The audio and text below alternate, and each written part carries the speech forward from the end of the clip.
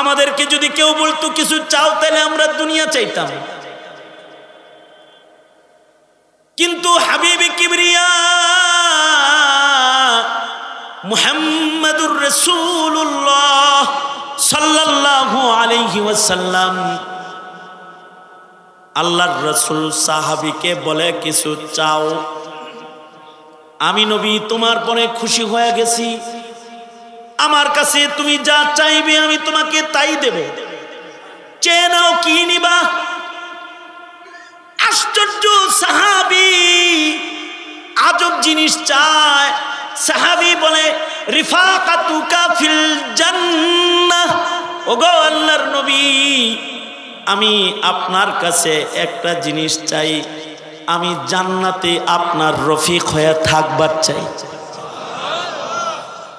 আল্লাহর রাসূল বললেন সাহাবী অনেক বড় জিনিস চেয়ে ফেলেছ, কোথায় আমি নবী শানে নবুয়ত, আর কোথায় তুমি নবীর লগে থাকবার চাও, বড় হয়ে গেল জিনিসটা। কখনো কখনো ছোট জিনিস দিয়া বড় জিনিস দখল করা যায়। হযরত মুসা আলাইহিস সালাম আল্লাহকে বলে আল্লাহ জান্নাতে আমার বন্ধু কে হবে গো মাওলা।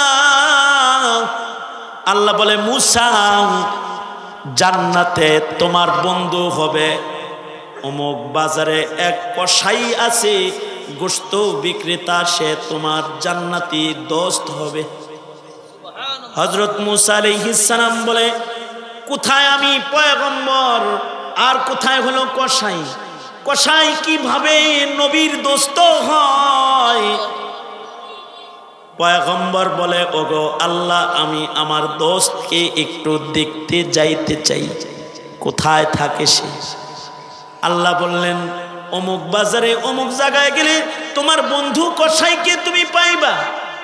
পয়গম্বর মুসা আলাইহিস সালাম চলে গেলেন, কোন কারণে কসাই আমার বন্ধু আমি দেখব, বের করব। দূর থেকে গিয়ে তাকে দেখতেছেন, দেখে আল্লাহর এক সাধারণ সাদা মাথা এক গোলাম, চেহারা ছবি তেমন ভালো না, কিন্তু সে জাকের জিব্বায় আছে আল্লাহর নাম, গোশত বিক্রি করে আর জিক্র আজকার করে। সন্ধ্যাবেলায় গোশত বিক্রি শেষ করে বাড়ি চলে যায়।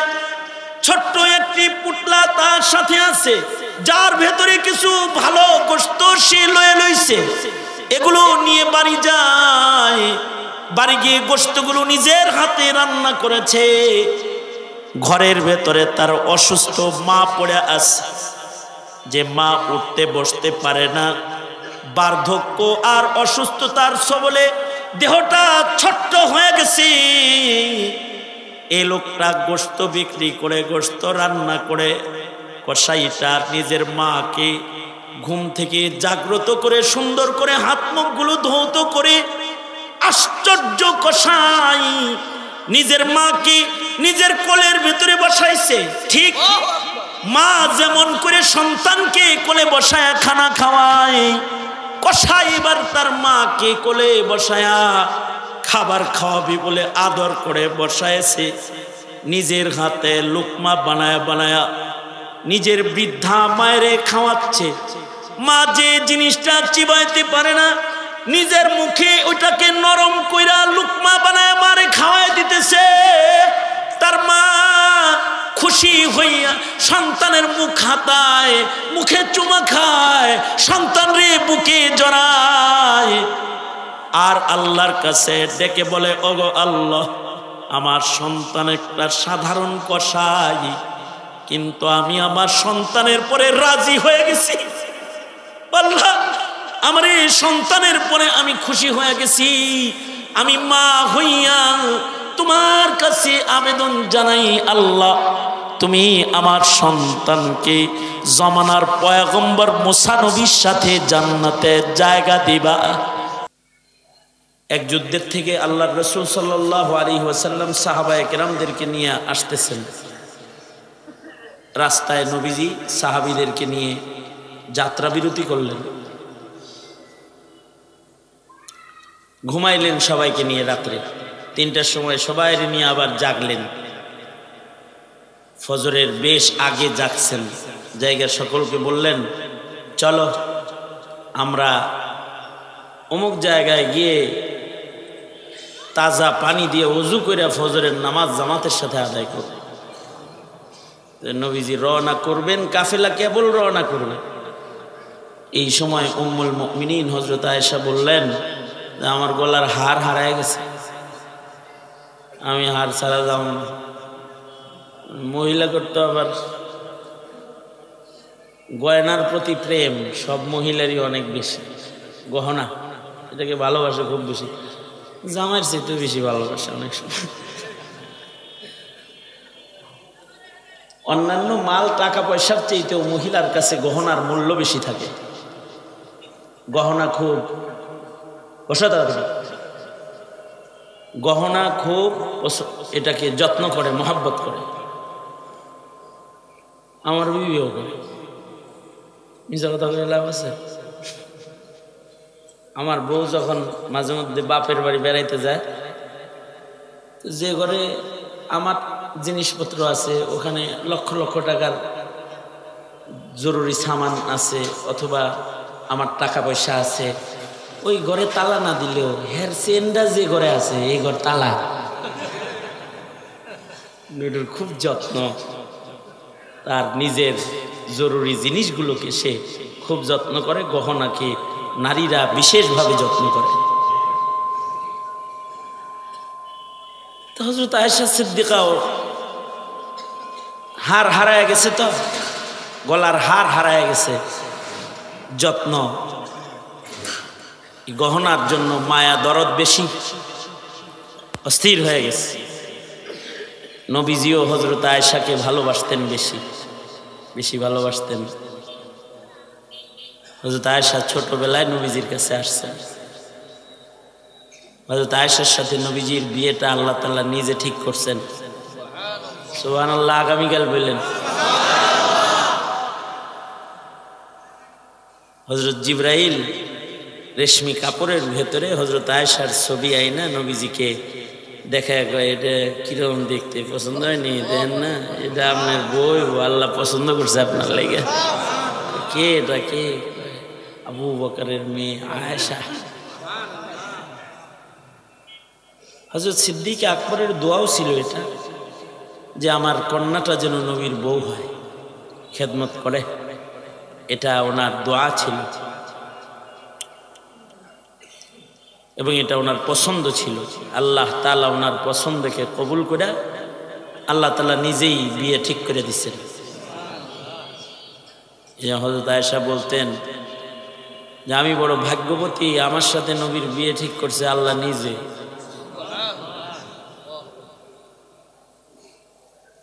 আর আল্লাহর রাসূল খুব আদর করতেন।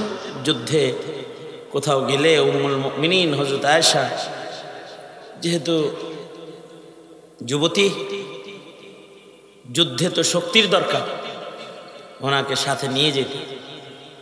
হযরত আয়েশা নবীজির সাথে যুদ্ধে যেতেন বেশি। তো হযরত আয়েশা সিদ্দিকা নবীজির সাথে আছেন।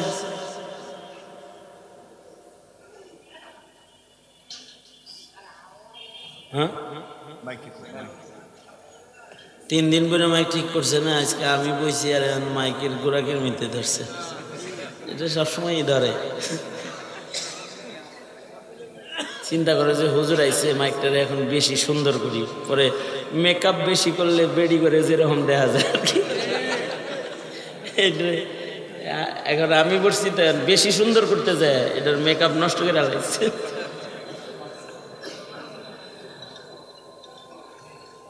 আল্লাহর রাসূল সাল্লাল্লাহু আলাইহি ওয়াসাল্লাম, নবী আলাইহিস সালাতু ওয়াস সালামের সাথে হযরত আয়েশা সিদ্দিকাও আছেন।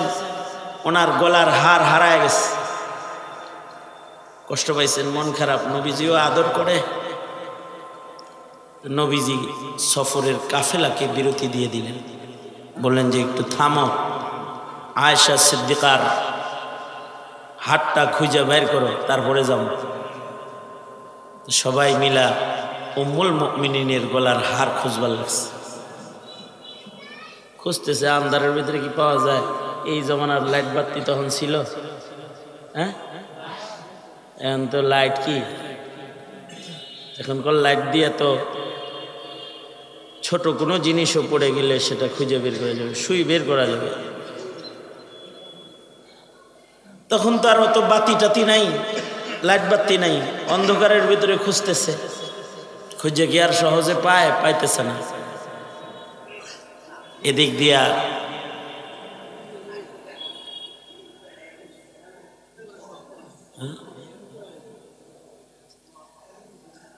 একজন উপরে ডিউটি করেন, স্টেজের উপরে যে ছাত্রগুলো দাঁড়াইছে ওগুলো এখান থেকে সরাই দেয় দোতলায়, এই দোতলায় যারা কথা বলতেছে ওদের এখান থেকে সরাই দেয়।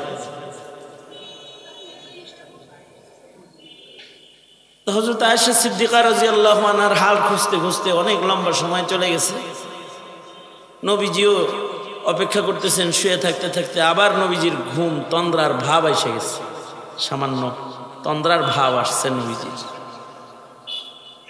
এদিক দিয়ে সময় এত অতিক্রম করেছে যে এখন এখান থেকে ফজরের আগে সেই কুয়া পর্যন্ত যাইয়া পানি লইয়া ওযু করে নামাজ পড়া আর সম্ভব না।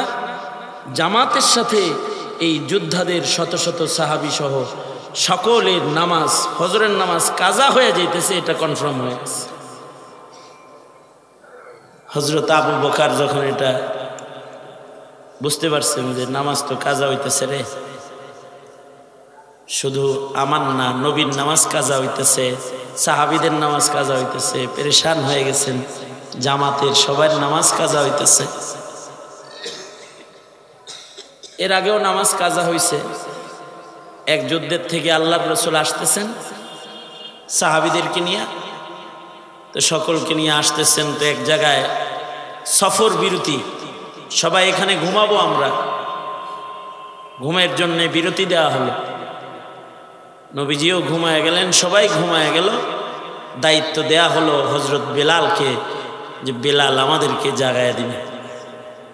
হযরত বেলালের কাম জাগানি, কারণ বেলাল সবসময় মদিনার ঘুমের মানুষদেরকে জাগায়, আর বেলাল রাস্তায় ঘুরে আর বলে আসসালাতু খায়রুম মিনান নাওম।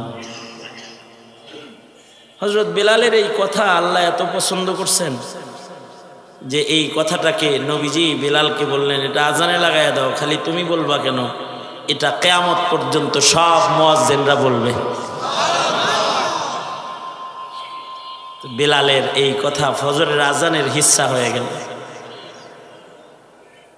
মানুষ যখন ঘুমায় থাকে বেলাল সবাইরে জাগায় সারা জনমই। আজকে রাসূল বেলালকেই দায়িত্ব দিচ্ছেন, বেলাল দায়িত্ব নিছে সবাইকে জাগাবে। সবাই ঘুমাইছে, বেলাল জাগিয়ে রয়েছে। আল্লাহ তাআলা বেলালের চোখেও ঘুম দিয়ে দিলেন। নবীজিও ঘুমাইতেছে, সাহাবীরাও ঘুমাইতেছে, যিনি জাগাইব ইনিও ঘুমাইতেছে। ত্যাগ লাগায়া উঠের হোদার সাথে ত্যাগ লাগায়া জিকির করতেছেন, জিকির করতে করতে গেছেন, উনিও ঘুমাই গেছে। সব ঘুমায় গেছে, এদিক দিয়ে সূর্য উঠে গেছে। অর্থাৎ নবীজি সহ সাহাবায়ে কেরাম সবার নামাজ, ফজরের নামাজ কাজা হয়ে গেছে। ফজরের নামাজটা কাজা করাইলেন কে? আরো আস্তে করে বলেন। বেলাল করাইছে? বেলালের চোখে ঘুম দিছে কে? ঘুম কার দান? ঘুম কার দান? আল্লাহ যদি কারো ঘুম দেয় এমনি ঘুমায়, আর আল্লাহ যদি কারোর ঘুম নিয়ে যায় তো বড়ি খেয়েও ঘুম দেয়, ঠিক না? ওষুধ খেয়েও ঘুমাইতে পারে। বেলাল তো ঘুমায় গেছে, আল্লাহ ঘুম পাড়াই দিচ্ছেন। কেন ঘুম পাড়াইছেন? নবীজি সহ সব সাহাবীদের নামাজ আল্লাহ তাআলা কাজা করাইছেন। কেন কাজা করাইছেন? কিয়ামত পর্যন্ত মুসলমানদের নামাজ কাজা হইলে কাজা নামাজ কেমনে আদায় করবে সেখানের লেগে হাবিবে কিবরিয়া সহ কাজা করাইয়া দিয়ে শিখাই দিলেন যে নামাজ কাজা হইলে এমনি আদায় করবে। সব তো ঘুমাইতেছে। সবার আগে ঘুম ভাঙছে হযরত আবু বকরের। সূর্যের আলো চোখে পড়ছে আর আবু বকর চোখ খুলছে। আবু বকর চোখ খুইলেই আগে হযরত সিদ্দিক আকবর রাদিয়াল্লাহু আনহু নবীজির দিকে তাকাইছেন, নবী কি ঘুমন্ত না জাগ্রত। যখনই আবু বকর দেখছে রসুল ঘুমায়, আবু বকর সাথে সাথে আবার ঘুমায় বলছে। কারণ হযরত আবু বকর হলো হাইয়ান ওয়া মাইয়িতান আশবা আনিন নবী সাল্লাল্লাহু আলাইহি ওয়াসাল্লাম। নবীজির সবচেয়ে বেশি নকলকারী হলেন হযরত আবু বকর।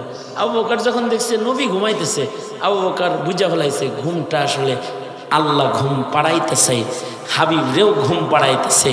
এখন আমি আবু বকর চোখ খোলা রাখলে মহান আল্লাহ নারাজ হয়ে যাবে, তাড়াতাড়ি চোখ বন্ধ করছে। সূর্য আইতে আইতে হযরত ওমরের চোখে যখন লাগছে, দ্বিতীয়বারে ঘুম ভাঙছে হযরত ওমরের। হযরত ওমর তো আর আবু বকর না, একটু গরম, উনি তো পারে বেলাল রে ধরে মার দেয়, আমাকে সবার নামাজ তুই খাইছিস, দায়িত্ব নিশ্চিস, জাগাবি, তুই ঘুমাস কেন, চেতে যায়।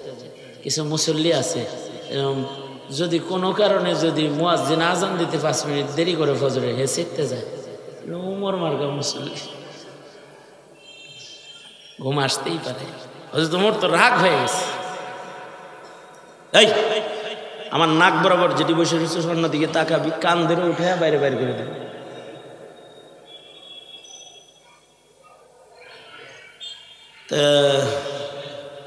রাগ হয়েছে, রাগটা হয়ে 1-1 বছর ছাইরা দিলে তো বাঁচি, ছাড়ে যে না, ওই দেয় নাই যে। আবার বসে রয়েছে ধান্দা হইলো আগামী বছরের তারিখ নিবে, আজকে আপনার ঘরে সামনে রেখে, এরকম ধান্দায় আছে। আমি তো এমনি তারিখ দিয়ে দিছি, শামসু ভাইয়ের তারিখ দেওয়া আছে, খামাখা বসে রয়েছেন, জান কমান গে। একটু জিকির করেন আল্লাহ আল্লাহ। এই প্রয়োজনে এইগুলো বন্ধ করে দেবো। এই তুমি যদি না পারো তাহলে এগুলো বন্ধ করো, এটা বন্ধ করো, এগুলো বন্ধ করো, বন্ধ করে ভারণ দাও। আল্লাহ আল্লাহ জোরে,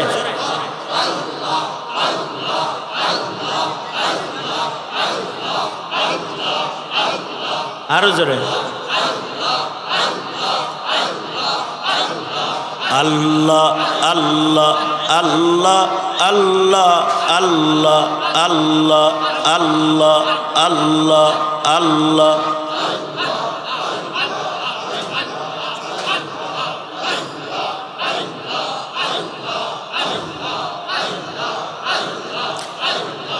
আল্লাহ আল্লাহ আল্লাহ আল্লাহ আল্লাহ আল্লাহ।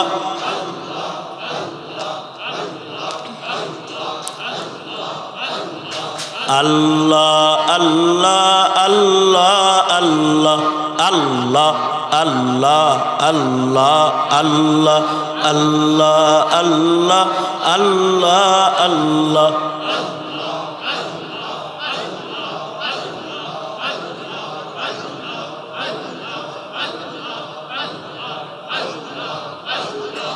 লা ইলাহা ইল্লাল্লাহ, লা ইলাহা ইল্লাল্লাহ, লা ইলাহা ইল্লাল্লাহ, লা ইলাহা ইল্লাল্লাহ, লা ইলাহা ইল্লাল্লাহ, লা ইলাহা ইল্লাল্লাহ, লা ইলাহা ইল্লাল্লাহু মুহাম্মাদুর রাসূলুল্লাহ।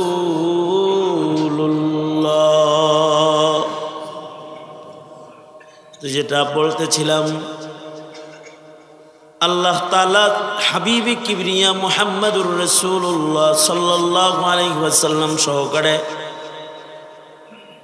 নবীর সাহাবী সকলের নামাজ কাজা করায় দিলেন। যিনি জাগাইবেন হযরত বেলাল, তিনিও ঘুমাইতেছেন। তো সাহাবীদের তো এক ওয়াক্ত নামাজের জন্য, সাহাবীদের হৃদয় এক ওয়াক্ত নামাজ ছুটে গেলে যে কতটা জখমি হয়। আল্লাহর রাসূল সাল্লাল্লাহু আলাইহি ওয়াসাল্লাম সাহাবীদের বললেন, এই উমর গরম হয়েও না, অসুবিধা নেই, কারণ নিজের ইচ্ছায় আমরা নামাজ কাজা করি নাই। লা ইউকাল্লিফুল্লাহু নাফসান ইল্লা ওয়াসাহা, আমাদের সাধ্যে যেটা নাই তার জন্য আল্লাহ তাআলা আমাদের ধরবেন না। কিছু কিছু গুনাহ আছে যে গুনাহগুলা নিজের ইচ্ছায় বান্দা করে না, মজবুরি হাল, বান্দা অপারক হয়ে কিছু গুনাহ করে, ওই গুনাহগুলোর জন্য আল্লাহ তাআলা বান্দাকে ধরবেন না। এই যে আল্লাহর বিধান, এটাও কিন্তু সাহাবায়ে কেরামের শান, সাহাবায়ে কেরামের ঈমানের বদলায় আল্লাহ তাআলা কিয়ামত পর্যন্ত ঈমানদারদেরকে শরীয়তের সহূলত দান করেছেন। তাছাড়া আল্লাহর ফয়সালা কি ছিল? আল্লাহর ফয়সালা ছিল হলো গুনাহ করলে তো আযাব দিব, গুনার কল্পনা করলেও আযাব দিব, এটা ছিল আল্লাহর ফয়সালা। এই কারণেই আল্লাহর মনোনীত পয়গম্বর যারা, তাদের গুনাহ তো নাই, নবীদের গুনার কল্পনাও নাই। সুবহানাল্লাহ বললেন না কেউ? নবীদের কি নাই? হ্যাঁ, খালি গুনাহ নাই, খালি গুনাহ নাই, নবীদের গুনার কল্পনাও নাই। জোরে চিল্লায় বলেন সুবহানাল্লাহ, জোরে করে বলেন। নবীরা মানুষ, আমরাও মানুষ, কিন্তু এইগুলো হলো ব্যবধান। নবীদের গুনাহ তো নাই, নবীদের গুনার কি নাই? কল্পনাও নাই। কোন পয়গম্বরকে আল্লাহ তাআলা গুনাহের কল্পনাও দান করেন না, নবীদের গুনার কল্পনাও হইত না। নবীদের শান হলো নবীরা মাসুম। নবীদের শান কি? নবীরা কি? মাসুম। মাসুমের গুনার কল্পনা নেই। ছোট বাচ্চারা মাসুম, ওর গুনার কল্পনা নেই, কিন্তু বুড়া তো আর মাসুম না। এরার যৌবন না থাকলেও, যৌবন কিন্তু হারাইছে আরো 20 বছর আগে, তারপরেও মহিলা দেখলে ইসি রে যদি বিয়ে করতে পারতাম রে। এ কারণে দেখবেন বুড়া মানুষের খুশি হয় যাদের বউ মরে যায়, এর কিন্তু যৌবন নাই, কিন্তু এরপরেও যদি কন কাকা বিয়ে করবেন না, খুব খুশি লাগে, তখন আসমান দিয়ে উঠে। কারণ কি আছে, বুড়া বয়সে কল্পনা তো আছে, কম আছে, শক্তি না থাকলে কি। কিন্তু মাসুম, যে মাসুমের কি নাই? কল্পনাও নাই। মাসুম ওনার কল্পনা নাই। নবীদের তো গুনাহের কল্পনাও নাই। এ কারণে আল্লাহর ইচ্ছা হলো যে বান্দাও যেন গুনার কল্পনাও না করে, এটা হলো আল্লাহর পছন্দ। এ কারণে আল্লাহ তাআলা আয়াত নাজিল করেছিলেন প্রথম, লিল্লাহি মা ফিস সামাওয়াতি ওয়া মা ফিল আরদ ওয়া ইন তুবদু মা ফি আনফুসিকুম আও তুখফুহু ইউহাসিবকুম বিহিল্লাহ ফায়াগফিরু লিমান ইয়াশাউ ওয়া ইউআযযিবু মান ইয়াশাউ ওয়াল্লাহু আলা কুল্লি শাইইন কাদির। আল্লাহর ফয়সালা হলো ভিতরে ভিতরে যদি কোনো কল্পনা করো তাও শাস্তি দিমু, আও তুখফুহু ইউহাসিবকুম বিহিল্লাহ, হিসাব নিমু। ভিতরে কোনো কল্পনা করলেও, কল্পনাও করতে পারবে না। এই আয়াত যখন নাজিল হয়েছে, সাহাবীরা পেরেশান হয়ে গেছে। সাহাবীরা বলে, ও আল্লাহর নবী, কল্পনা তো আয়াই পড়ে। কারণ সাহাবীদের জীবনে গুনার কল্পনা তো আছে, গুনাও তো আছে। নবীদের জীবনে গুনার কল্পনাও নাই, কিন্তু সাহাবীর জীবনে তো গুনাহ আছে। তবে সাহাবীদের শান হলো, সাহাবীদের গুনাহ হইলেও কোনো সাহাবী গুনাহ নিয়ে কবরে যায় নাই। সাহাবীরা মাসুম না হইলেও সাহাবীরা মাহফুজ মিন নারি জাহান্নাম, দোজখের আগুন থেকে তারা মুক্ত। গুনাহ হইলেও তারা গুনাহ নিয়ে কবরে যান নাই। সাহাবীদের তওবা নসিব হয়েছে, খালিস তওবা।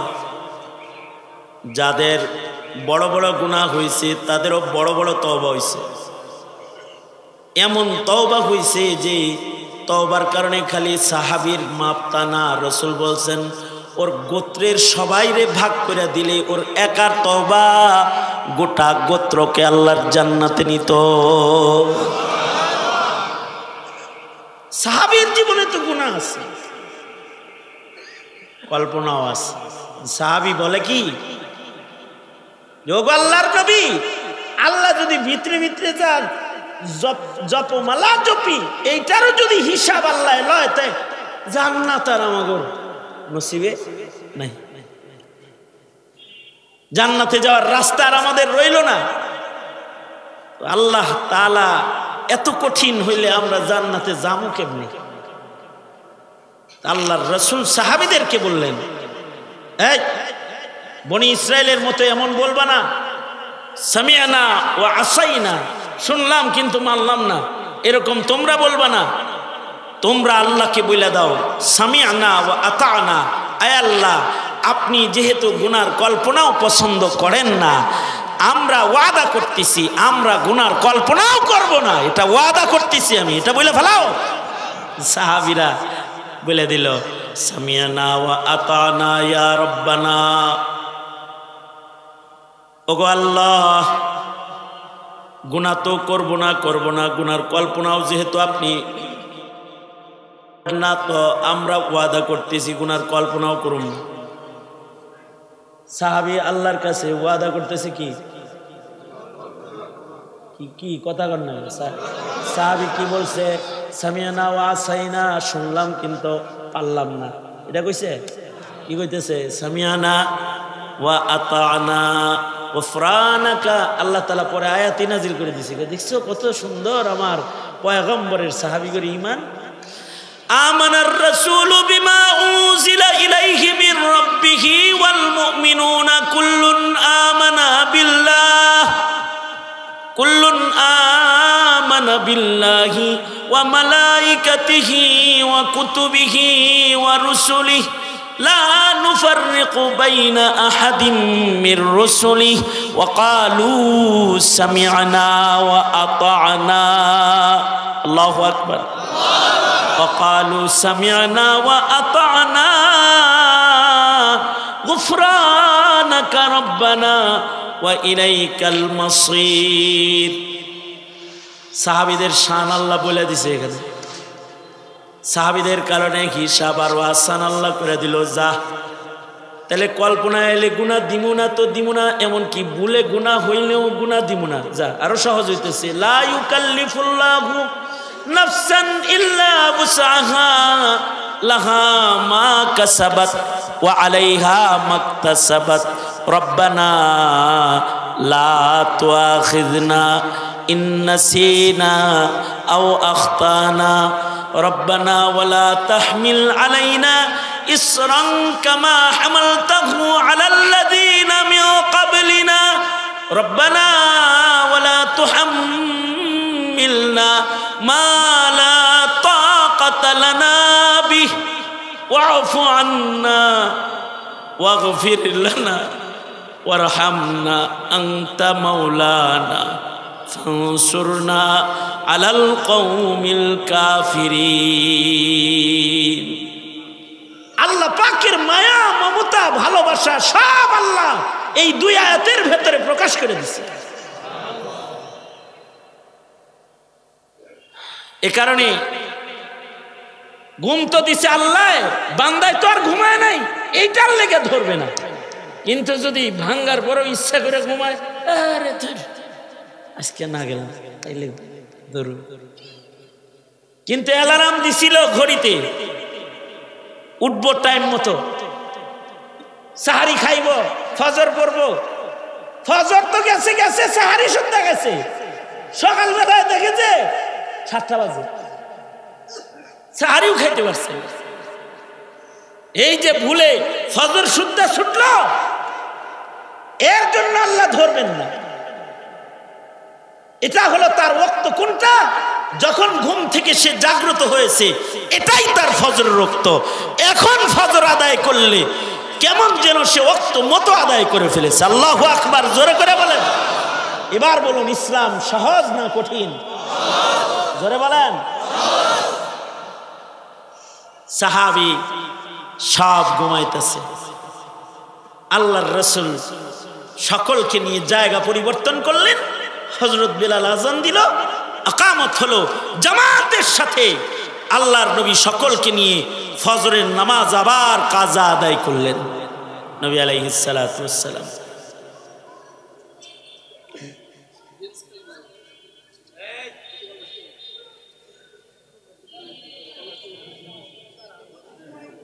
আল্লাহ।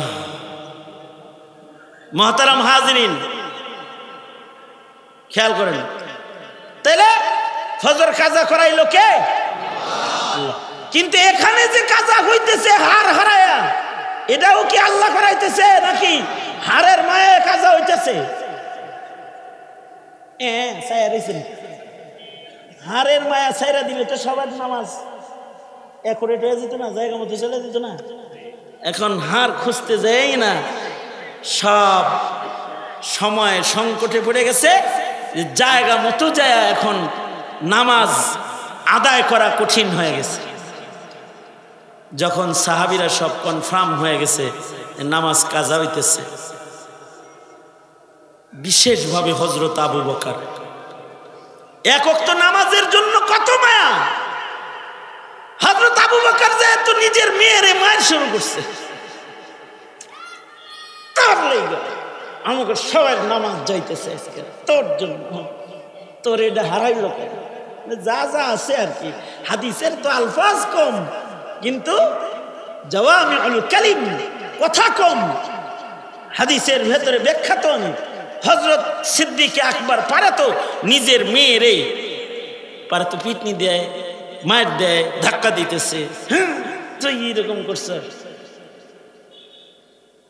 আল্লাহ তাআলা সিদ্দিক আকবরের এই যে নামাজ কাজা হওয়ার একটা পেরেশানি, যে আমার জন্য, আমার মাইয়ার জন্য শত শত মানুষের নামাজ কাজা হয়েছে, আল্লাহ আমি কি হিসাব দিব? এই যে একটা ব্যথা ওনার ভিতরে উঠতে পড়ছে। এই ব্যথার কারণে ইসলামের বিধান আরেকটা নাজিল হয়ে গেছে। নবীজি ঘুমিয়ে আছে, এর ভেতরে জিবরাইল এসে গেছে, আয়েশা তন্দ্রাচ্ছন্ন পয়গম্বরকে নতুন বিধান দিতেছে। সব উম্মতের পবিত্রতার যন্ত্র ছিল ওযু একটা, আপনাকে দিলাম দুইটা। যদি পানি না পান টেনশনের কিছু নাই, ফাতায়াম্মামু সাঈদান তাইয়্যিবা, যার যার সামনে যে মাটি আছে এর ভিতরে হাত মাইরা, মুখ মুইসা, হাত মুইসা জামাতের সাথে নামাজ পড়া ফেলেন, ওযু সহ নামাজ পড়া হয়ে যাবে।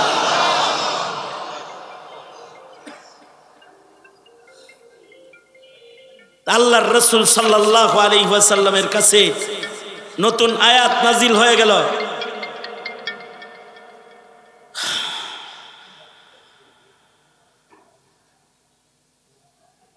যদি পানি না পান কি করবেন? জোরে বলেন, কি করবেন? এটা কি আগে ছিল? কোন নবীর শরীয়তে ছিল? আদম বাবার থেকে শুরু করে আমাদের নবী পর্যন্ত কোন নবীর শরীয়তে তায়াম্মুম ছিল না। আল্লাহ আমাদের দিল। এটা কি আমাদের গুণের চোটে দিছে? কি আমনের আমার গুণের কারণে দিছে? কথা কয় না। আমনের আমার গুণেই তো দিছে। এটা কার গুণে দিছে? কিসের? সাহাবায়ে কেরামের গুণের কারণে দিছে, যে এদের নামাজ কাজা হয়ে যাইতেছে, দিল ফাইটে যাইতেছে, কলিজা ফেটে রক্তক্ষরণ হইতেছে। আল্লাহ বলতেছে থাক, পানি না পাও, মাটি পাইছো তো, মাটিরে পানির হুকুম দিয়ে দিলাম, হুকুমে লাগাই দিলাম, এটা দিয়ে তায়াম্মুম করবা তো ওযু করার মতন হয়ে যাইবা। আল্লাহু আকবার কাবীর। সাহাবীদের বেচাইনি হালাত এক ওয়াক্ত নামাজের জন্য এরকম।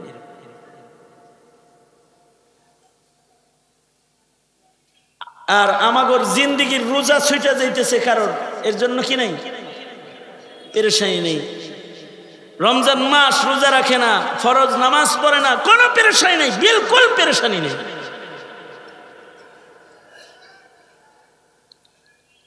রমাদানুল মুবারক আসতেছে, একক তো নামাজ একটা সেজদার অনেক দাম, অনেক মূল্য।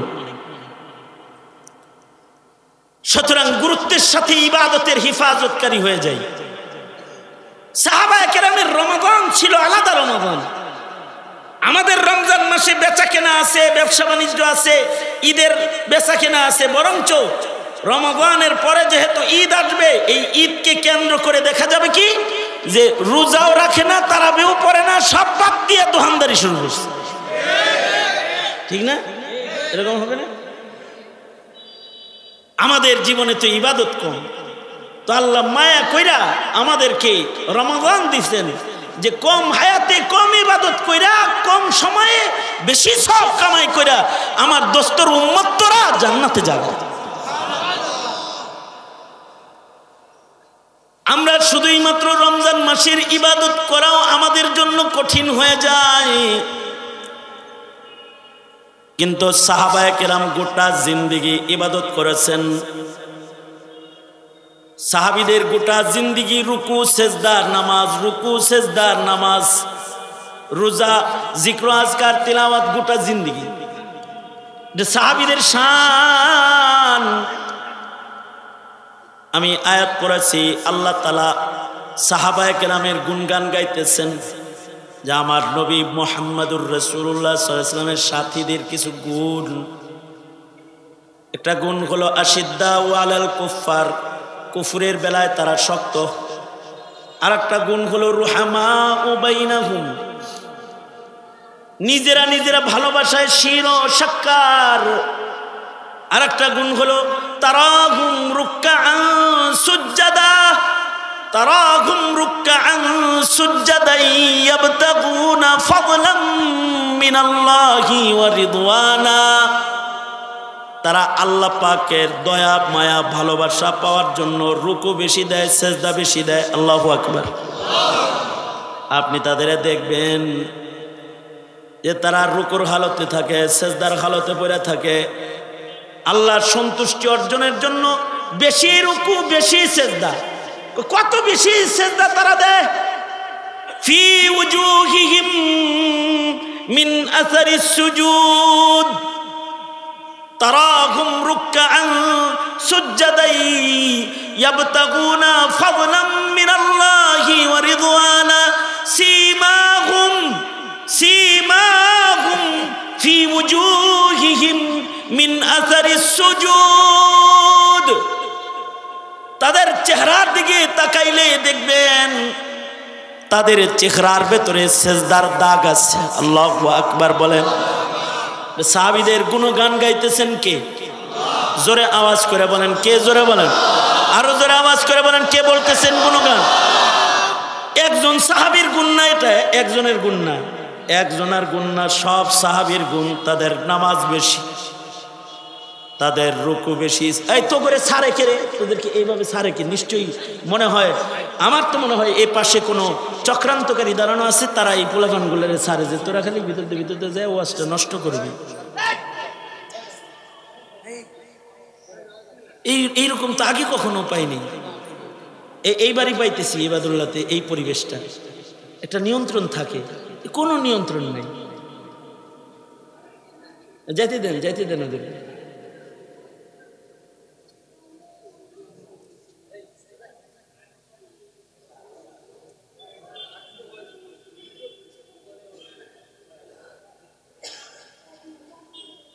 আপনারা কি এদিকে আছেন?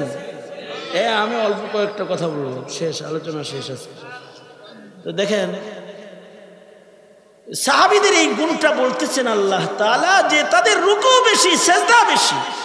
কেন তাদের রুকু সেজদা বেশি? কেন? একজন সাহাবীর সেজদা বেশি না, তারাহুম রুকআন সুজদান ইয়াবতাগুনা ফাদলাম মিনাল্লাহি ওয়া রিদওয়ানা। মহল্লার একজন সাহাবী সেজদা বেশি, রুকু বেশি তা না। নবীর সব সাহাবীর কপালের ভেতরে সেজদার দাগ আছে, চেহারার ভেতরে ইবাদতের দাগ আছে। বর্ণনাকারী আল্লাহ। বর্ণনাকারী কে? জোরে বলেন, আরো জোরে বলেন।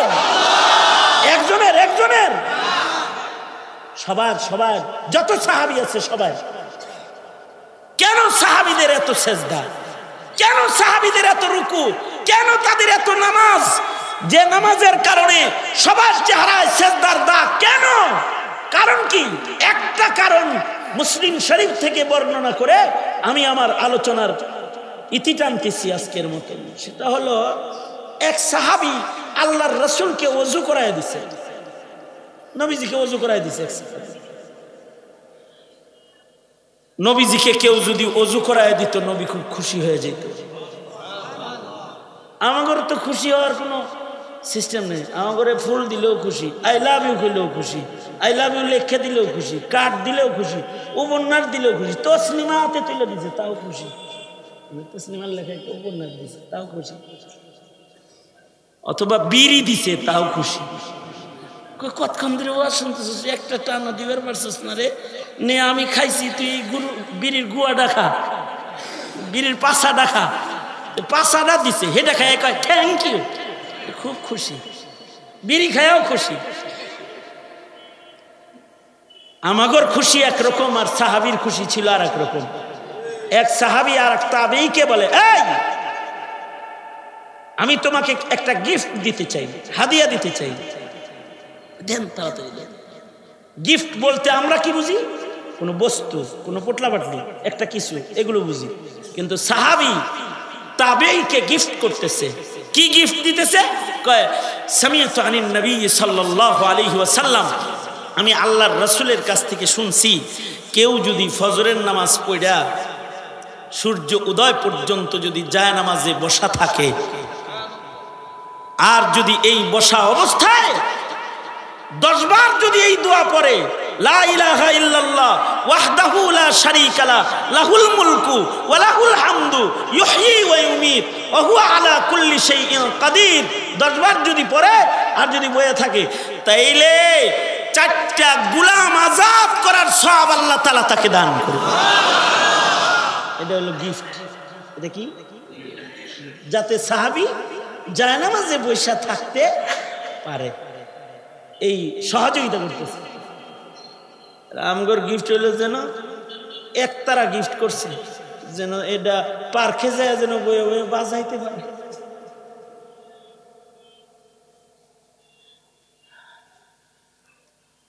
সাহাবীর গিফট তো ভিন্ন ছিল, সাহাবীর খুশিও ভিন্ন জিনিসে ছিল, নবীজির খুশিও ভিন্ন জিনিসে ছিল। নবীজিকে কেউ যদি ওযু করায় দিত নবী খুশি হয়ে যেত। কারণ কি? কারণ হলো ওযুর পরেই মুলাকাত আল্লাহর সাথে। কার সাথে? ওযুর পরেই নামাজ পড়বে, নামাজ পড়লে দেখা হবে কার সাথে? জোরে বলেন। নামাজে কার সাথে দেখা হয়? জোরে বলেন। নামাজে দাঁড়াইলে কার লগে দেখা হয়? জোরে বলেন। আল্লাহর সাথে দেখা হয় নামাজে দাঁড়াইলে। নবীজি একে ওযু করাইলেই তো নবী দাঁড়াইব তাহিয়াতুল ওযু, আল্লাহু আকবার, দেখা হইলো কার লগে? খুশি বেশি হইব না? মাশউকের সাথে দেখা করার দরজা খুলে দিছে, এই জন্য খুশি। এ কারণেই যারা নবীজির কাছ থেকে খাস দোয়া নিছে, অনেকেই ওযু করায় নবীর কাছ থেকে খাস দোয়া নিছে। যেমন আব্দুল্লাহ ইবনে আব্বাস নবীজিকে একদিন ওযু করাইলেন, ওযুর পানি দিয়ে রাখলেন, নবীজি তাহাজ্জুদের ওযু করলেন, নবীজি খুশি হয়ে গেলেন। নবীজি ওযু করে ডাক দিলেন, আয়েশা এত সুন্দর ওযুর পানি রাখলো কে? তো হযরত আয়েশা বলেন যে আপনার ভাই আব্দুল্লাহ ইবনে আব্বাস ছাড়া আর কে রাখবে? সেই রাখছে। কই আব্দুল্লাহ ইবনে আব্বাস? কয় ডাক দেন পায়া যাইবেন। ডাক দিলেন, আব্দুল্লাহ আসো। আব্দুল্লাহ ইবনে আব্বাস নবীর সামনে দাঁড়ায় বলে, লাব্বাইক ইয়া রাসূলুল্লাহ, আসি। পাশের থেকে বাইরে হয়েছে, তুমি রাত্রে ঘুমাও না? নবীর প্রশ্ন, ঘুমাও না? কি উত্তরটা দেয় কি? আব্দুল্লাহ ইবনে আব্বাস বলে, আল্লাহর দোস্ত ঘুমায়, আমিও যদি ঘুমাই নবীর ঘর পাহারা দিব কে? এজন্য আমি কখনোই রাতে ঘুমাই না। আপনি যখন আরাম করেন আপনার ঘর আমি পাহারাদারি করি, ঘরের চতুর্দিক দিয়ে ঘুরি আর পাহারা দিই। তুমি গম চোর রে পাহারা দিলা, রেশন চোর রে পাহারা দিলা, কালভার্ট চোর, ব্রিজ চোর, পায়খানা শুদ্ধা চুরি করে ফেলাইছে, পাবলিক টয়লেট চুরি করে খেয়ে ফেলাইছে, তার ঘর পাহারা দিছে। আর আব্দুল্লাহ ইবনে আব্বাস নবীর ঘর পাহারা দেয়। আল্লাহু আকবার, জোরে করে বলেন। নবীজি খুশি হয়ে গেছে। নবীজিরে ওযু করাইছে, নবীর ঘর পাহারা দেয়। আল্লাহর রাসূল নিজের বুকের উপরের কাপড় সরাইয়া বলে, আয় আমার বুকে আয় আয়। আব্দুল্লাহ ইবনে আব্বাস বাচ্চা মানুষ নবীজির বুকের উপরে এসে পড়ছে, আর নবী এভাবে জাপটা দিয়ে ধইরা কয়, আল্লাহুম্মা ফাক্কিহহু ফিদ্দীন ওয়া আল্লিমহুল কিতাবা ওয়াল হিকমা। আল্লাহ, ওরে তুমি ইলম দিয়ে দাও, ইলম দিয়ে দাও। নবীর এক দুয়ায় সরাসরি নবীর বুক থেকে ইলমের খাজানাটা ইবনে আব্বাসের সিনার ভিতরে ঢুকে গেছে। ইসম মুফাসসিরিন হয়ে গেছে।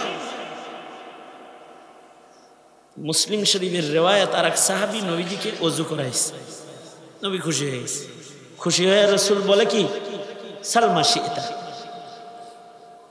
তুমি আমার কাছে যা মনে চায় তাই চাইয়া নিয়ে নাও, তুমি যা চাইবা আমি তোমাকে তাই দিব। আল্লাহর রাসূল বলতেছেন, আমাদেরকে যদি কেউ বলতো কিছু চাও, তাহলে আমরা দুনিয়া চাইতাম, কিন্তু হাবিবে কিবরিয়া মুহাম্মাদুর রাসূলুল্লাহ সাল্লাল্লাহু আলাইহি ওয়াসাল্লাম, আল্লাহর রাসূল সাহাবীকে বলে, কিছু চাও, আমি নবী তোমার পরে খুশি হয়ে গেছি, আমার কাছে তুমি যা চাইবে আমি তোমাকে তাই দেব, চেয়ে নাও কি নিবা। আশ্চর্য সাহাবী, আজব জিনিস চায়। সাহাবী বলে, রিফাকাতুকা ফিল জান্নাহ, ওগো আল্লাহর নবী, আমি আপনার কাছে একটা জিনিস চাই, আমি জান্নাতে আপনার রফিক হয়ে থাকবার চাই।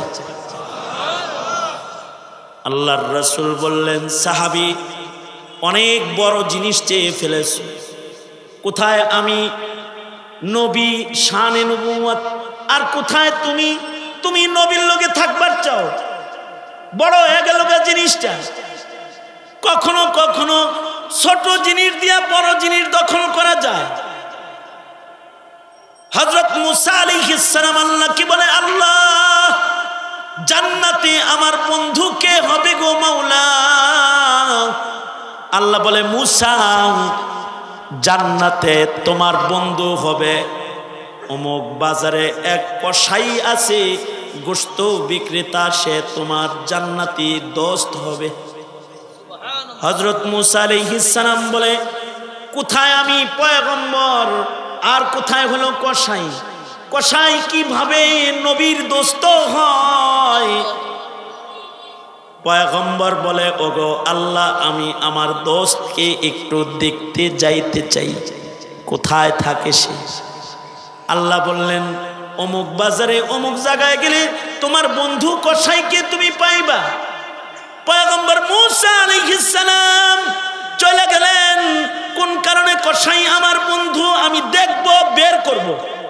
দূর থেকে গিয়ে তাকে দেখতেছেন, দেখে আল্লাহর এক সাধারণ সাদা মাথা এক গোলাম, চেহারা ছবি তেমন ভালো না, কিন্তু সে জাকের জিব্বায় আছে আল্লাহর নাম, গোশত বিক্রি করে আর জিক্র আজকার করে। সন্ধ্যাবেলায় গোশত বিক্রি শেষ করে বাড়ি চলে যায়। ছোট্ট একটি পুটলা তার সাথে আছে, যার ভেতরে কিছু ভালো গোশত সে লয়ে লইছে। এগুলো নিয়ে বাড়ি যায়। বাড়ি গিয়ে গোশতগুলো নিজের হাতে রান্না করেছে। ঘরের ভেতরে তার অসুস্থ মা পড়ে আছে, যে মা উঠতে বসতে পারে না, বার্ধক্য আর অসুস্থতার সবলে দেহটা ছোট্ট হয়ে গেছে। এই লোকটা গোশত বিক্রি করে, গোশত রান্না করে, কসাইটা নিজের মাকে ঘুম থেকে জাগ্রত করে সুন্দর করে হাত মুখগুলো ধৌত করে, আশ্চর্য কসাই নিজের মাকে নিজের কোলের ভিতরে বসাইছে। ঠিক মা যেমন করে সন্তানকে কোলে বসায়া খানা খাওয়ায়, কসাই এবার তার মাকে কোলে বসায়া খাবার খাওয়াবি বলে আদর করে বসাইছে। নিজের হাতে লুকমা বানায়া বানায়া নিজের বৃদ্ধা মায়েরে খাওয়াচ্ছে। মা যে জিনিসটা চিবাইতে পারে না, নিজের মুখে ওইটাকে নরম কইরা লুকমা বানায়া মারে খাওয়াই দিতেছে। তার মা খুশি হইয়া সন্তানের মুখ হাতায়, মুখে চুমা খায়, সন্তান রে বুকে জড়ায় আর আল্লাহর কাছে ডেকে বলে, ওগো আল্লাহ, আমার সন্তান একটা সাধারণ কসাই, কিন্তু আমি আমার সন্তানের পরে রাজি হয়ে গেছি। আল্লাহ, আমার এই সন্তানের পরে আমি খুশি হয়ে গেছি। আমি মা হইয়া তোমার কাছে আবেদন জানাই, আল্লাহ তুমি আমার সন্তানকে জমানার পয়গম্বর মুসা নবীর সাথে জান্নাতে জায়গা দিবা। পয়গম্বর মুসা চিৎকার করে বলে, আল্লাহ বুঝেছি কি কারণে এই কসাই মাকামে নবুয়তের সাথে জান্নাতে থাকার উপযুক্ত হয়েছে। অর্থাৎ মায়ের খেদমতের দাম এত যে মায়ের খেদমতের গুণ সিফত কারোর ভেতরে থাকলে নবীদের সাথে জান্নাতে জায়গা পেয়ে যায়। মায়ের দোয়া যদি লাগে যায়, নবী বলে, আমি নবী আর তুমি হলো সাধারণ একজন মানুষ, তোমাকে আমি কিছু চাইতে বলেছি, তুমি আমার লগে জান্নাতে থাকবার চাও। কোথায় নবীর শান আর তুমি কোথায় সাধারণ মানুষ? এই সাহাবী, তুমি এইটা না চাও অন্য কিছু চাও, আমার কাছে অন্য কিছু চাও। গায়রা যালিক, এইটা ছাড়া অন্য কিছু কি চাও যায় না? অন্য কিছু চায় না। আশ্চর্য আশিকে রাসূল সাহাবী বলে, ওগো আল্লাহর নবী, আমার এইটাই দরকার, যদি আমি এটা না পাই তাহলে আমার আর কিছু দরকার নাই, কারণ আমি আমার মাশূকের সাথে জান্নাতে থাকতে চাই। আমি আমার রাসূলকে ভালোবাসি, আমি আমার রাসূলের সাথে জান্নাত চাই, এইটাই দিতে হবে। আল্লাহর রাসূল বুকে জড়ায় ধরে বলে, আল মারউ মা মান আহাব্বা, ঠিক আছে, এতই যেহেতু আমাকে ভালোবাসিস তাহলে তুই আমার সাথে জান্নাতে থাকবি। তবে একটা কথা, যে কথাটা বলা আমার মূল মাকসাদ, তবে সাহাবী আলাইকা বিকাসরাতি সুজুদ, যত বেশি সেজদা দিবি জীবনে তত আমার কাছাকাছি থাকবি। যার জীবনে সেজদা বেশি বোঝা যায় সে নবীর কাছে বেশি। আলাইকা বিকাসরাতি সুজুদ, যার জীবনে সেজদা বেশি সে নবীর কাছে বেশি। এ কারণে মানব জীবনে যার জীবনে সেজদা বেশি সে নবীর কাছে বেশি। সেজদা বেশি হইলে নবীর কাছে হয়। রোজার মাসেও 20 রাকাত 8 রাকাত বানায়ও তাহলে কাছাকাছি যাইতে পারবে। কি কথা বলেন না কেন? সেজদা যার বেশি সে নবীর কাছে বেশি, যার জীবনে সেজদা বেশি সে নবীর কাছে বেশি।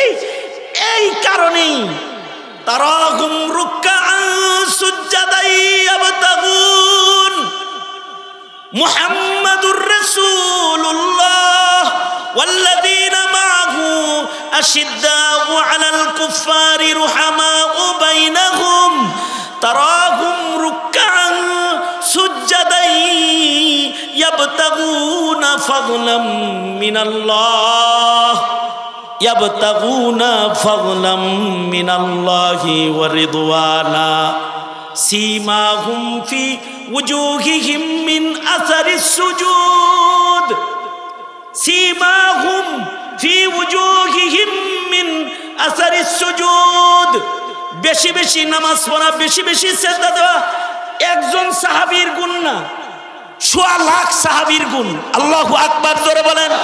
100 লাখ সাহাবীর গুণ হলো বেশি বেশি সিজদা দেওয়া, 100 লাখ সাহাবীর গুণ হলো বেশি বেশি রুকু করা। কিন্তু আশ্চর্য, আমরা নামাজ ভুলে গেলাম। কারোর জীবনে বছরে 4 সেজদা খালি ঈদের নামাজ পড়ে, কারোর জীবনে সপ্তাহে 4 সেজদা শুধু জুমার নামাজ পড়ে, কারোর জীবনে শুধু ফরজ নামাজের সেজদা, কিন্তু অন্য কোনো নামাজগুলো পড়ার আদত নাই। নামাজ কম হওয়ার কারণে নামাজের আসারাত দেহের ভেতরে নাই। সেজদা দেয় না। কওমার হালত, জলসার হালতের দাগগুলো তার ভিতরে নাই। তাশাহুদের সূরাতে যদি বসতো তাহলে পায়েও একটা দাগ লাগতো, বেশি বেশি সেজদা দিত কপালে একটা দাগ লাগতো, হাঁটুর ভেতরে দাগ হয়ে যেত। এই যে দাগগুলো, এই আসারাত যেগুলো মানুষের ইবাদতের চিহ্ন, ইবাদতের চিহ্ন যাদের গায়ে থাকবে তারা সাহাবায়ে কেরামের মতো হিসাব আসান জান্নাতে চলে যাবে। তা আমাদের তো ইবাদতের চিহ্নই কম, তারপরেও আল্লাহ তাআলা আবার ভালোবেসে আমাকে কয়, ও আমার বন্ধুর উম্মতেরা, তো করে রোজার মাস দিলাম, তো করে রোজা দিলাম, রমজান দিলাম, রমজানে নফল করবি, ফরজ দিয়ে দিমু, একটা করবি 70টা দিয়ে দিমু। আপনারা করে বলেন, এই সব কিছু হলো আমাদের ইবাদতের জীবনকে প্রশস্ত করার জন্য। সুতরাং ইবাদত কম করব না বেশি করব? জোরে আওয়াজ করে বলেন, ইবাদত কম না বেশি? গুনাহ কম, ইবাদত বেশি। গুনাহ কম না, যে গুনাহগুলো হয়ে যায় ভুলে সেটা তো হইলই, কিন্তু গুনার কল্পনাও করব না, এটা হবে আজনবীর জজম, এটা সাহাবীর ছিল। গুনাহ তো করব না, গুনার কল্পনাও করব না। যদি ভেতর থাকে এরকম, তাইলে ভুলে ভালে কিছু গুনাহ হইলেও লা ইউকাল্লিফুল্লাহু নাফসান ইল্লা উসআহা, ওইটার জন্য আল্লাহ তাআলা ধরবেন না। সুতরাং গুনাহ করব না, গুনার কল্পনাও করব না, ইনশাআল্লাহ বলি, জোরে আওয়াজ করে ইনশাআল্লাহ ওয়াদা করি। ইয়া আল্লাহ, ওয়াদা করিতেছি আর গুনাহ করব না। ইয়া আল্লাহ, ওয়াদা করিতেছি আর গুনাহ করব না, আর ইবাদত ছাড়ব না। বেশি বেশি সেজদা দিব, বেশি বেশি রুকু করব, বেশি বেশি নফল নামাজ পড়ব। ইয়া আল্লাহ, হায়াতের বাকি সময় ইবাদতের হায়াত বানাবো ইনশাআল্লাহ। চিল্লায়া বলেন ইনশাআল্লাহ। সবাই ইস্তিগফার পড়েন, আস্তাগফিরুল্লাহ রাব্বি মিন কুল্লি যামবি ওয়া আতুবু ইলাইহি, লা হাওলা ওয়ালা কুওয়াতা ইল্লা বিল্লাহিল আলিয়্যিল আযীম। আস্তাগফিরুল্লাহ রাব্বি মিন কুল্লি যামবি ওয়া আতুবু ইলাইহি, লা হাওলা ওয়ালা কুওয়াতা ইল্লা বিল্লাহিল আলিয়্যিল আযীম। আলহামদুলিল্লাহি রাব্বিল আলামিন, والصلاة والسلام على سيد الأنبياء والمرسلين محمد وعلى آله وأصحابه أجمعين। رب العالمين ঐতিহ্যবাহী জামে ইবাদুল্লাহ 3 দিন ব্যাপী তাফসীরুল কুরআন মাহফিল, সাহাবীদের ইবাদতের কিছু হালাত তোমার বান্দাদের কাছে পৌঁছায়েছি, তোমার বান্দাদের কাছে সাহাবীদের তারিখ নকল করেছি। রব্বুল আলামিন জিন্দেগিতে রুকু সেজদা বাড়ানোর ওয়াদা করেছি। রব্বুল আলামিন পুরানা এক সম্মেলনে, পুরানা এক জায়গায় বসে, যেথায় আল্লাহর ওলিরা বসে বয়ান করেছে, পুরানা এক জায়গায় যেখানে আল্লাহর ওলিরা তওবা করেছে, আমরা সবে মিলে তোমার দুয়ারে 2টা হাত ভিক্ষুকের মতো বাড়ায় ধরেছি। আল্লাহ রব্বি করিম, জিন্দেগির সব গুনাহের জন্যে অনুতপ্ত লজ্জিত হয়ে তোমার কাছে মাপ চাই।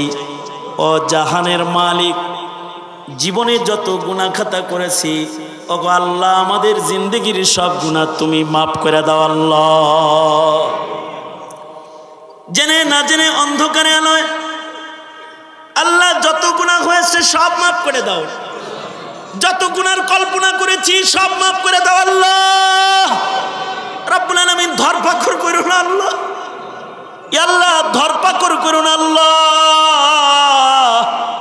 রব্বুল আলামিন। তোমার গফফার নামের শান আমাদের উপরে তুমি জাহির করো। ইয়া আল্লাহ রব্বে করিম, আমরা যারা এখানে হাজিরা দিয়েছি, বহু যোগ্য বুজুর্গ উলামা হযরতগণ এখানে এসেছেন, আল্লাহ সকলকে আজরে আজিম দান করো। এই ইবাদুল্লাহ জামে মসজিদের খাদেম যারা হৃদয় দিয়ে অক্লান্ত পরিশ্রম করে এই মাদ্রাসা মসজিদকে যারা খেদমত করে, যারা অর্থ ব্যয় করে, আল্লাহ তাদের অর্থ তাদের খেদমতগুলো কবুল করে নাও আল্লাহ রাব্বুল আলামিন। আল্লাহ আমার শামসু ভাইকে কবুল মঞ্জুর করে নাও। আয় রব্বে করিম, নুরুর রহমান বেগ সাহেব, আল্লাহ সকলের মাহবুব শখসিয়ত এই বরিশালবাসীর হৃদয়ের ভেতরে সে বসে রয়েছে আল্লাহ রাব্বুল আলামিন। আকাবিরদের মঞ্জার রাব্বুল আলামিন, আল্লাহ এই মসজিদে যত আকাবিররা খেদমত করেছে তাদের পদাঙ্ক অনুসরণ করে এই মসজিদের খেদমত করছে রাব্বুল আলামিন, মেহেরবানি করে নেক হায়াত লম্বা করে দাও।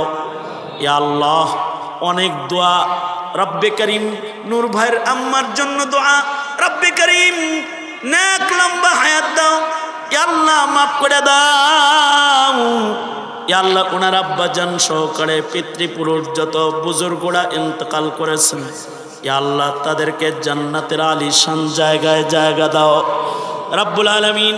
আয় মালিক রব্বুল ইজ্জতুল জালাল, আমরা যারা এখানে বসেছি, দূর দারাজ থেকে সফর করে যারা এসেছি, আল্লাহ সকলের সফর কদম কদম নেক দিয়া মালামাল করে তাদের বাড়ি ফিরে দাও রব্বুল আলামিন।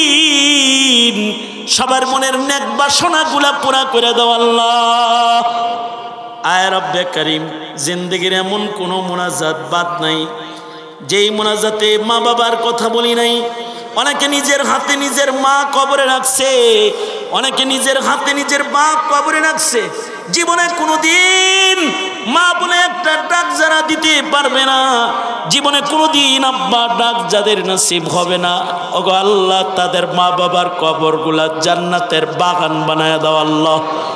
যাদের পিতামাতা আছে হায়াত বাড়ায় দাও, বেশি বেশি করে খেদমত করতে পারে তৌফিক দান করো। আয় রব্বুল আলামিন, যে হাফেজ ছেলেগুলাকে পাগড়ি দেওয়া হয়েছে, আলমে রব্বানি হাক্কানি বানায় দাও আল্লাহ রব্বুল আলামিন। সরসিনার পিসে হুজুর অসুস্থ, রব্বে করিম তাকে শিফায়ে কামিলা জেলা দাও ইয়া আল্লাহ রব্বুল আলামিন। আরও যত মানুষ দোয়া প্রার্থী হয়েছে সকলার হকে দোয়া কবুল মঞ্জুর করে নাও। আয় রব্বুল আলামিন, এই মহল্লার বহু নারী আল্লাহ পর্দার আড়াল থেকে